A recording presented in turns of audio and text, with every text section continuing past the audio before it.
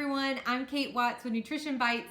Thanks for joining me today. I want to give you 5 tips to make healthier choices when eating out.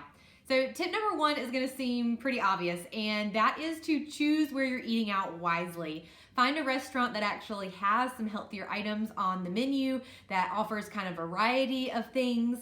So depending on what you're in the mood for, there's always something that you can choose to help get in a serving of fruits, vegetables, lean proteins like grilled or roasted meats, and whole grains if possible from the menu. So really think about where you're going to go, as obviously going to set you up for success. If you choose to go somewhere that only serves burgers and fries, then you're going to be a little limited on your options.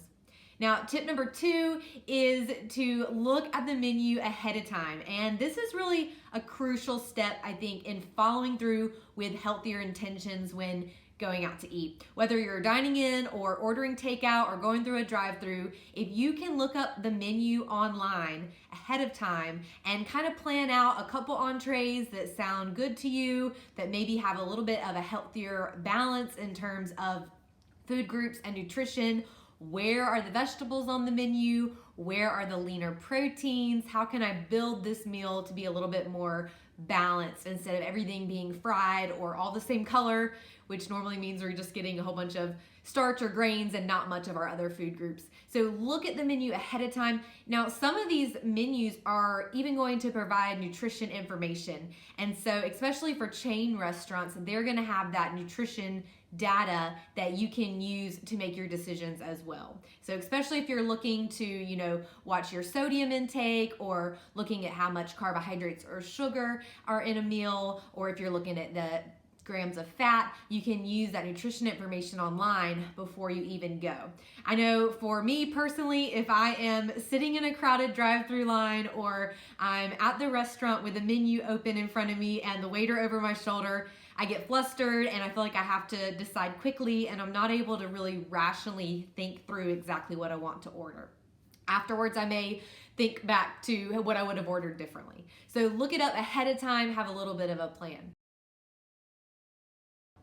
Third tip is really, really important, and that is to manage your appetite. So if you're going to be eating out for a meal, you don't want to go there starving. We tend to order larger portions, we tend to eat more quickly, more mindlessly, and so we often overeat. The thing about restaurants is they serve really big portions compared to what we actually need. So if you can manage your appetite and be hungry but not starving or ravenous, you're going to do a lot better on portion size, portion control. So the 4th tip also helps with portion control, and that is to eat mindfully. Now, if you're going through a drive-through or getting carry out, you want to come home and sit down to that meal just like you would any other meal that you're consuming. So try to avoid eating in the car. We're going to be distracted, or plopping down in front of the TV with that to-go bag. You really want to sit down at a table with no distractions. Even take the food out of the containers, put it on a plate where you can see everything, and just make it a little bit nicer of an eating experience. You tend to eat less when you are more satisfied in this way.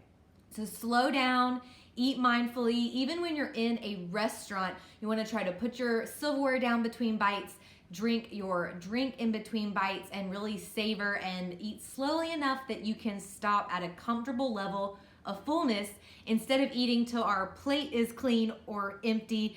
And often that means we're overly full, because those are some pretty large portions for certain restaurants out there.